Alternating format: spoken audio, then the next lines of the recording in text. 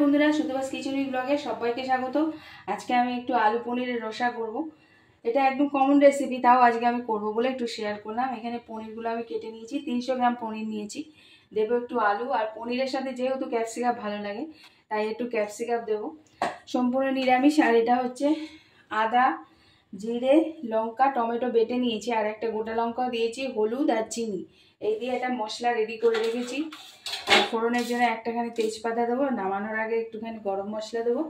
তো আগে আমি পনির বেশি ভাজতে নেই, খুব হালকা করে একটু পনিরগুলো ভেজে নিই,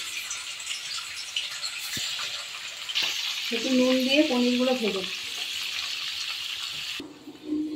পনিরগুলো হালকা নেড়ে তুলে নিচ্ছি। তেজপাতা ফোড়ন দিলাম, এবার আলুগুলো ভেজে নিই।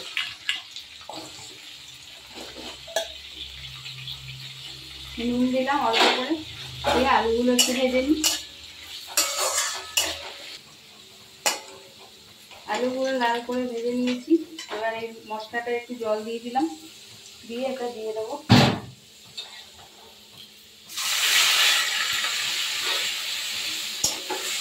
একটু কষলে ফিরে যাচ্ছে, মশলাটা কষে গেছে, দিয়ে দিলাম পনিরগুলো। পনির দিয়ে ক্যাপসিকামগুলো দিয়ে একটু নেড়ে চেড়ে জল দিয়ে দেবো।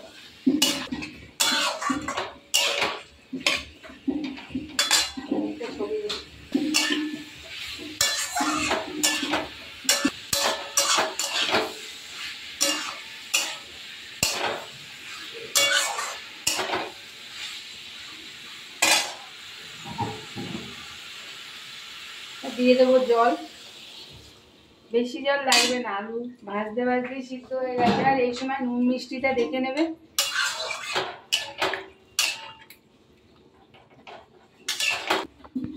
এটা খানিকটা ফুটে উঠলে একটু ভাজা মশলা দিয়ে দেবো, যেটা থাকে ধনে জিরে আর সামান্য একটু লঙ্কা দিয়ে ভেজে রাখা মশলা, সেটা একটু দিয়ে দেবো।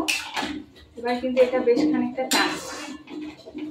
নামানোর আগে দেবো গরম মশলা, দিয়ে দিলাম গরম মশলা। তোমরা চাইলে ঘি দিতে পারো, আমি দিলাম না। আর এটা একটুখানি শুকনো করে নিতে পারো, রুটি বা লুচি সবের সাথেই ভালো লাগবে, কিন্তু আমরা যেহেতু ভাতের সাথে খাবো তাই আমি একটুখানি ঝোল রাখবো আর কি। ভাতের সাথে খাবো বলে একটুখানি ঝোল ঝোল রাখলাম, নাহলে আর একটু টানিয়ে নিতে পারো। তো আমি এখন গ্যাসটা অফ করে দিলাম, কেননা এটা এখন সার্ভ করে নেব।